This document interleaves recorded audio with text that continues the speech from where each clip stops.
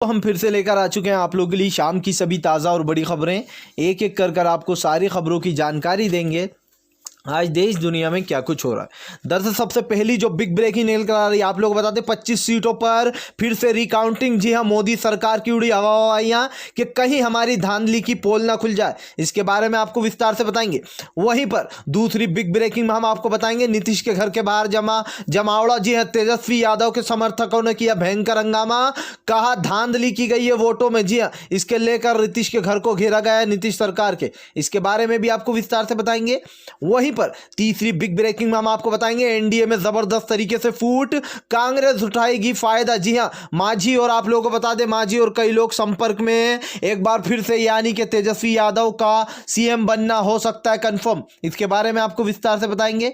वहीं पर अगली बिग ब्रेकिंग में हम आपको बताएंगे नीतीश ने दिया अपना इस्तीफा। जी हां, इसके बारे में भी आपको विस्तार से बताएंगे। वहीं पर अगली बिग ब्रेकिंग में हम आपको बताएंगे, दरअसल आप लोग बता दें पोस्टल बैलेट पेपर को किससे पूछकर रिजेक्ट किया। तेजस्वी यादव का सीधा सवाल, कहा बैलेट पेपर को ज्यादा मात्रा में रद्द किया गया और ऐसा पहले कभी नहीं हुआ, हमें इसका जवाब चाहिए। वापिस से जो है यहाँ पर 25 सीटों पर रिकाउंटिंग हो रही है, इसी के साथ साथ पोस्टल बैलेट को वापिस काउंट किया जाए। जी हाँ, तेजस्वी यादव की सीधी मांग, इसके बारे में भी आपको विस्तार से बताएंगे। वहीं पर अगली बिग ब्रेकिंग में हम आपको बताएंगे अर्नब गोस्वामी पर आप लोगों को बता दें नहीं मान रहा है कुणाल कामरा हार, कहा चाहे कुछ भी कर ले किसी वकील को नहीं करूंगा, कोई माफी नहीं मांगूंगा। हजारों पत्रकार जेल में पड़े, सुप्रीम कोर्ट उन्हें क्यों नहीं छोड़ रहा है, सिर्फ दंगाई पत्रकार और दलालों को छोड़ने का क्यों ठेका ले रखा है। जी हाँ, दरअसल आप लोग बता दें न जाने कितने पत्रकार अंदर बने जिन्होंने सच के खिलाफ, और उन्होंने तो सच के खिलाफ आवाज उठाई थी एनआरसी CAA और आप लोग बता दें दिल्ली हिंसा में, लेकिन उनको अंदर बंद कर रखा। आखिर अर्नब गोस्वामी में ऐसे कौन से लाल टके हैं जो सुप्रीम कोर्ट ने उसको रिहाई दे दी, ये कुणाल कामरा का कहना है, इसके बारे में भी आपको विस्तार से बताएंगे। वहीं पर अगली बिग ब्रेकिंग में हम आपको बताएंगे राहुल गांधी ने साधा निशाना पीएम मोदी और भाजपाइयों पर और गोदी मीडिया पर, कहा सिर्फ इसी के लिए जो है यहाँ पर जुमलेबाजी हो रही है, इसी पत्रकार के लिए। जी हाँ, नाटक किए जा रहा है, वो पत्रकार जिसकी जिसका एक्सीडेंट कर मार दिया गया है। जी हाँ, उन लोग के लिए भी कोई जो है यहाँ पर आंसू बचा के रखे हैं बीजेपी ने, या सिर्फ ढोंग कर रही है जो है दंगाई पत्रकारों का सपोर्ट करने में, इसके बारे में भी आपको विस्तार से बताएंगे। वहीं पर अगली बिग ब्रेकिंग में हम आपको बताएंगे जी हाँ, मिशन शक्ति नहीं बल्कि सीएम योगी चला रहे हैं रेप शक्ति। जी हां, ये आप लोग बता दें संजय सिंह का बड़ा हमला है सीएम योगी पर, इसके बारे में भी आपको विस्तार से बताएंगे। वहीं पर अगली बिग ब्रेकिंग में हम आपको बताएंगे जी हां, बहुत ही भयंकर वीडियो हुआ वायरल। दरअसल आप लोग बता दें बीजेपी की विधायक को बीजेपी के नेता ने ही पीटा। जी हां, सिद्धू यादव ने आप लोगों को बता दें कर्नाटका में अपनी ही एक विधायक को जो है यहाँ पर बंदी बनाकर उसको पीटा है, वीडियो तेजी से वायरल, इसके बारे में भी आपको विस्तार से बताएंगे। वहीं पर अगली बिग ब्रेकिंग में हम आपको बताएंगे दिवाली पर मोदी ने निकाला दिवाला। जी 50 करोड़ हिंदुओं को भयंकर महंगाई का सामना करना पड़ रहा है, ना मिठाई ना आलू ना प्याज, कोई कुछ नहीं खरीद पा रहा है इस महंगाई में, मोदी की हर जगह थू थू, इसके बारे में भी आपको विस्तार से बताएंगे। तो सारी खबरें एक एक कर देंगे। खैर चलिए बढ़ते हैं सबसे पहली और सबसे बड़ी खबर की ओर। दोस्तों बीजेपी के नेताओं की हवाइयां उड़ चुकी हैं। जी हां, 25 सीटों पर वापस से रिकाउंटिंग होने जा रही है, और ये खबर जो है आप लोगों को बता दें पहले ही निकल चुकी थी जब तेजस्वी ने सवाल उठाया था। अब वापस से विधानसभा की 25 सीटों पर होगी रिकाउंटिंग। दरअसल आप लोगों को बता दें कि भयंकर तरीके से जिस तरीके से पोस्टल बैलेट को जो है यहाँ पर नहीं माना गया और उसको रिजेक्ट कर दिया गया, एसएम तेजस्वी यादव ने कहा ऐसा पहली बार हुआ है जब इतनी ज़्यादा मात्रा में पोस्टल बैलेट को रिजेक्ट किया गया। एक पढ़ा लिखा इंसान पोस्टल बैलेट पे ही जो है यहाँ पर वो देता है, और वो सेफ भी होता है। पोस्टल बैलेट पे अगर आप चुनाव अपना वोट दोगे तो वो सेफ होता है, लेकिन जब से ईवीएम लाई गई है जानबूझकर घोटालेबाजी हो रही है। मुझे ये समझ में नहीं आता ईवीएम पर जब इतने सवाल उठ रहे हैं तो चुनाव आयोग साफ साफ दिखाई दे रहा है कि मिला हुआ है। चुनाव आयोग ईवीएम को क्यों नहीं हटा देता?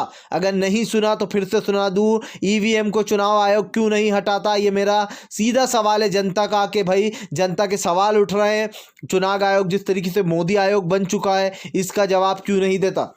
दरअसल आप लोग बता, तेजस्वी यादव ने सीधा सवाल उठाते हुए ये कहा है कि पोस्टल बैलेट को किससे पूछकर इतनी ज़्यादा मात्रा में रिजेक्ट किया गया। हाँ, ये माना जा सकता है कि कहीं पर 10-20 हो तो उसको रिजेक्ट कर सकते हैं, लेकिन 900 पोस्टल बैलेट, हज़ार 12 1300 पोस्टल बैलेट जो है पोस्टल बैलेट को क्यों जो है यहाँ पर नहीं माना गया।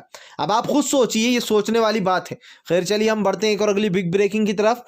बता दें आप लोग को अगली जो बड़ी खबर निकल कर आ रही है, जी हाँ, नीतीश का घर घेरा, बिहार की जनता ने तेजस्वी यादव के सपोर्ट में आए, तेजस्वी यादव के समर्थक। दरअसल आप लोग को बता दें, बिहार की जनता में जिसने तेजस्वी यादव को वोट दिया था, रिकाउंटिंग की मांग भयंकर तरीके से आगे। आप लोग बता दें, नीतीश के घर को घेरा गया, यहाँ तक कि बिहार में कई जगहों पर चीज़ें जलाई गई और भयंकर प्रदर्शन किया गया चौराहों पर। जी हाँ, आप लोग बता दें, जनता का कहना है कि वापस से रिकाउंटिंग की जाए। हमने तेजस्वी यादव को भर भर कर वोट दिए, एक एक घर में से तेजस्वी यादव को 10-10 वोट मिले। ऐसे में तेजस्वी यादव हार ही नहीं सकते। जी हाँ, ये जो काली करतूत की गई है बीजेपी और एनडीए की तरफ से, इसको तुरंत हटाया जाए। अगर रिकाउंटिंग नहीं हुई तो जगह जगह पर करेंगे प्रदर्शन, प्रोटेस्ट। साफ कर दिया गया है, नीतीश के घर को घेर लिया गया है। बिहार में तेजस्वी यादव का जादू आज भी दिखाई दे रहा है। भले ही तेजस्वी यादव मात्र 3 सीट, जी हाँ दोस्तों, कोई ज़्यादा फासला नहीं है अगर देखा जाए तो, 3 सीटों से तेजस्वी यादव को हराया एक तरीके से, यही मान के चलते। 3 सीटों का आंकड़ा कोई ज़्यादा बड़ा नहीं होता, उसमें भी दूसरी पार्टियां मिली हुई है एनडीए में, इसलिए ये जो है नीतीश थोड़ा आगे। लेकिन अगर पार्टी की बात की जाए तो सबसे आगे जिसकी पार्टी चल रही है, मैं आप लोगों को बता दूं, वो है तेजस्वी यादव। जी हाँ, आरजेडी सबसे बड़ी पार्टी बन चुकी है। ऐसे में समर्थकों का भयंकर विरोध चल रहा है। नीतीश के घर को घेर लिया गया है, बिहार के कई चौराहों पर टायर जलाए जा रहे हैं, कहीं कुछ किया जा रहा है। ऐसे में साफ साफ एक ही मांगे, 25 विधानसभा सीटों पर एक बार फिर से होगी रिकाउंटिंग। जी हाँ, और ये बिल्कुल सच बात है कि ये रिकाउंटिंग होने वाली है। बीजेपी के पसीने छूट गए कि अगर हमारा घोटाला सामने आ गया तो फिर क्या होगा। खैर चलिए हम बढ़ते हैं एक और अगली बिग ब्रेकिंग की तरफ।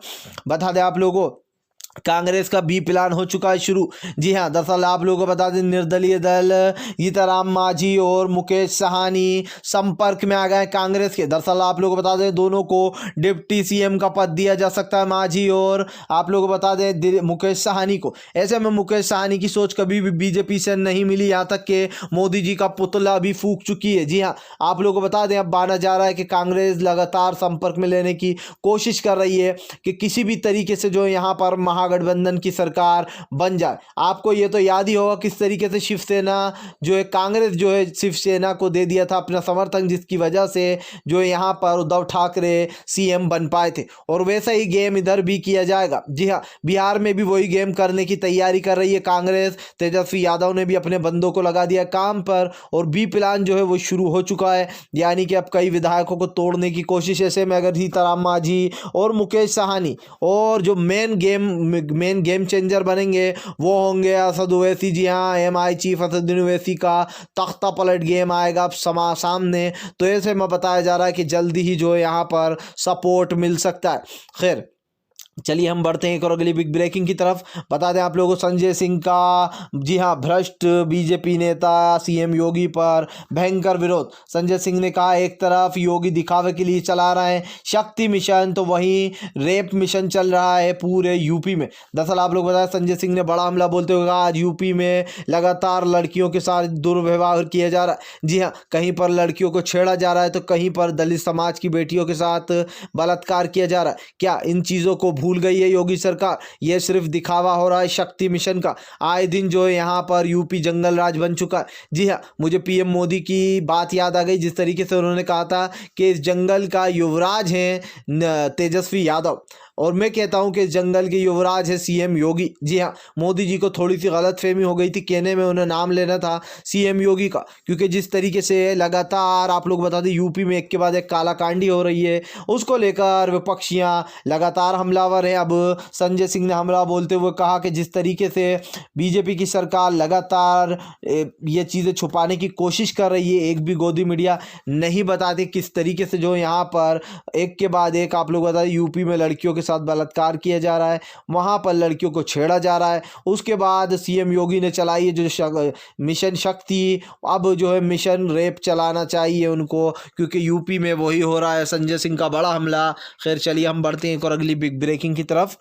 बता दें आप लोग को अगली जो बड़ी खबर निकल कर आ रही है, कुणाल कामरा ने बोला नहीं मांगूंगा माफ़ी, मेरी सोच नहीं मिलती, नहीं डरूंगा किसी से भी, जो सच्चाई है बोलता रहूंगा, चाहे जो मर्जी सजा दे दो मुझे। दरअसल आप लोग बता दें कुणाल कामरा जो कि उन्होंने एक ट्वीट किया था अर्नब गोस्वामी को लेकर, अब ये विवाद बढ़ता चला जा रहा है, थमने का नाम नहीं ले रहा। कुणाल कामरा को भयंकर सपोर्ट मिल रहा है सोशल मीडिया पर, क्योंकि कुछ लोग सुप्रीम कोर्ट पर सवाल उठाने से डरते हैं, लेकिन कुणाल कामरा ने जिस तरीके से अपनी बुलंद आवाज़ में सवाल उठाया है वो सवाल बिल्कुल सही है। अगर आपको याद हो, प्रशांत भूषण ने भी यही सवाल उठाया था कि सुप्रीम कोर्ट बीजेपी के लोगों के साथ इतना पक्षपात क्यों करता है, और अब वही सवाल जो है यहाँ पर उठा दिया है। आप लोगों को बता दें कुणाल कामरा ने कहा मैं जानना चाहता हूँ, मैं सुप्रीम कोर्ट से सवाल पूछना चाहता हूँ कि क्या ऐसा पहली बार हुआ था कि किसी पत्रकार को गिरफ्तार किया गया। जी हाँ, जैसे कि सुप्रीम कोर्ट ने एक बहुत बड़ा बयान दे दिया था कि हम इसमें हस्तक्षेप नहीं करना चाहते, लेकिन अगर हमने हस्तक्षेप नहीं किया तो ये बर्बादी की यात्रा होगी। अब आप सोचिए, अर्नब गोस्वामी पे माननीय सुप्रीम कोर्ट के जज ऐसी बात बोलते हैं जिसको सुनकर जनता को गुस्सा आएगा कि एक ऐसे इंसान के लिए, एक ऐसे कह सकते दलाल पत्रकार के लिए इतनी अच्छी बात बोल रहे हैं कि अगर हमने हस्तक्षेप नहीं किया तो प्रलय आ जाएगा। अब आप खुद सोचिए, कुणाल कामरा का कहना है कि इससे पहले पत्रकारों को नहीं उठाया गया, उन पत्रकारों को उठाया गया, बेचारे अच्छे पत्रकारों को जिन्होंने CAA, NRC और NPR पर अपनी आवाज़ उठाई थी, सच्चाई लिखी थी, उन पत्रकारों को अंदर डाला गया, जिन्होंने सिर्फ सच्चाई बताने की कोशिश की, तो उनके ऊपर यह इल्ज़ाम लगा दिया गया कि वो दिल्ली में हिंसा भड़काने की कोशिश कर रहा है। जी हाँ, और आज भी आप जेल में जाकर देख लीजिए, न जाने कितने पत्रकार बने। तो अर्नब गोस्वामी में ऐसे कौन से लाल टके थे जो आप लोगों को बता दें सुप्रीम कोर्ट ने अर्नब गोस्वामी को बेल दे दी, वो भी तुरंत के तुरंत। पहले याचिका जाती है यहाँ पर आप लोगों को बता दें बेल मिलने में भी कम से कम नहीं करते हुए भी 7 से 8 दिन लगी जाते हैं। इससे पहले आम इंसान की बेल नहीं होती। ये मैं आपको एक एक्यूरेट टाइम बता रहा हूँ, जबकि टाइम तो बहुत लग जाता है, लोग घिसते रहते हैं, सुप्रीम कोर्ट जाते हैं, हाई कोर्ट जाते हैं, उस बेचारे आम इंसान को बेल नहीं मिलती। वहीं दूसरी तरफ हमारे अर्नब गोस्वामी, जी हाँ, वो एक ऐसे महान इंसान है जिनको सुप्रीम कोर्ट तुरंत बेल दे देता है, जिसके ऊपर कुणाल कामरा ने कहा कि मेरी सोच नहीं मिलती, मैं ना ही वकील करने वाला हूँ, ना ही माफ़ी मांगने वाला हूँ, मेरा जो सवाल है वो बिल्कुल सच है और मैं इसके लिए कभी माफ़ी नहीं मांगूंगा, चाहे जो सज़ा मुझे देना है दे कोर्ट। मैं भी देखता हूँ आखिर क्या होता है। खैर चलिए हम बढ़ते एक और अगली बिग ब्रेकिंग की तरफ। बता दें आप लोग को अगली जो बड़ी खबर निकल कर आ रही, जी हाँ, दरअसल आप लोग बता दें दोस्तों, ज़बरदस्त तरीके से महंगाई, जी हाँ, मोदी के खिलाफ हिंदू लोगों ने ही खोला मोर्चा। दरअसल हिंदू भाई जो कि अंधभक्त हैं, जो अंधभक्त वाले हैं उनकी बात कर रहा हूँ, क्योंकि बेचारे सारे लोग सपोर्ट नहीं करते। अब जो लोग अंधभक्त हैं वो ही मोदी पर हमला बोलते हुए नजर आ रहा है कि दिवाली में इतनी महंगाई कैसे बनाएगा एक गरीब आदमी। दिवाली आप खुद सोचिए, 50 करोड़, जी हाँ, 50 करोड़ लोग जो है अब कैसे मनाएंगे दिवाली। प्याज आलू के जो भाव चल रहे हैं वो आपके सामने, ऐसे में महंगाई बढ़ती जा रही, मिठाइयों के दाम आसमान को छू गए। जी हाँ, आज गरीब आदमी प्याज खरीदने में भी 100 बार सोचेगा। यही था वो भारत जो हमारे महान देश के PM मोदी लाना चाहते थे। क्यों लाना चाहते थे, मैं आपको बात बताता हूँ।